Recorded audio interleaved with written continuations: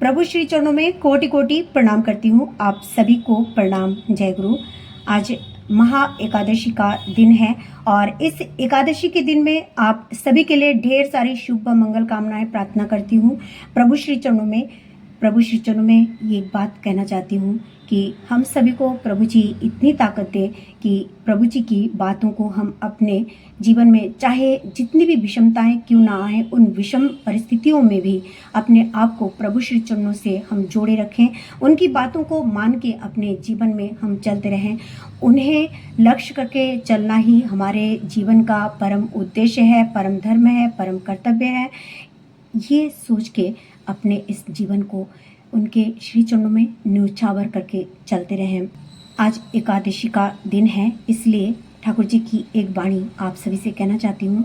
कभी कभी हमारे जीवन में कई सारी विषमताओं के कारण हम कुछ ऐसा कर्म भी कर देते हैं जो पाप की श्रेणी में गिने जाते हैं। तो उस पाप की श्रेणी में गिना हुआ जो कर्म है, उस कर्म को हम कैसे खंडित करेंगे, आज उस विषय में ठाकुर जी की एक महत्वपूर्ण वाणी आप सभी के सम्मुख बोलना चाहती हूँ।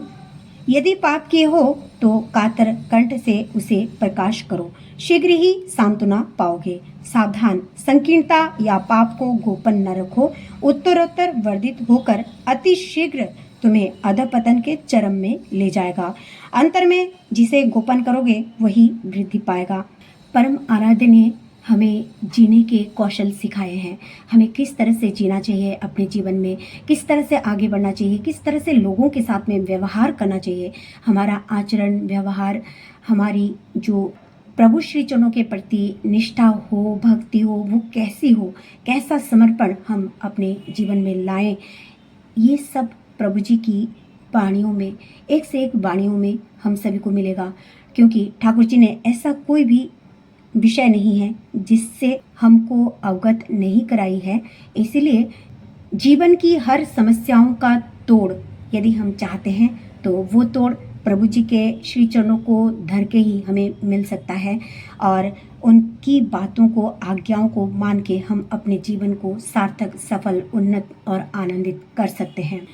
कभी कभी हम एकादशी के दिन में दान करते हैं, किसी गरीब को, किसी भिखारी को, किसी अनाथ को।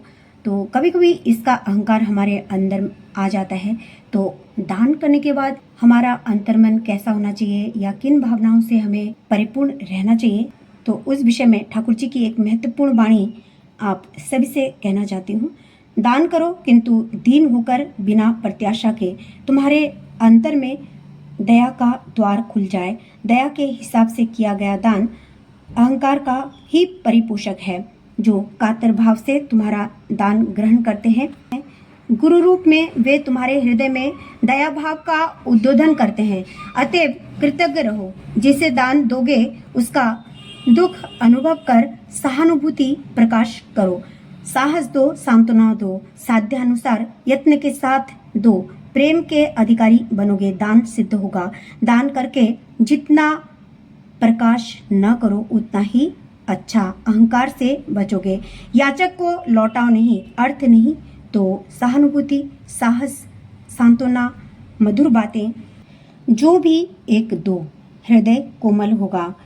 दूसरे की मंगल कामना ही अपने मंगल की प्रसूति है। इसलिए प्रभु जी की इन वाणियों को हम सभी मान के अपने जीवन में चलते रहें।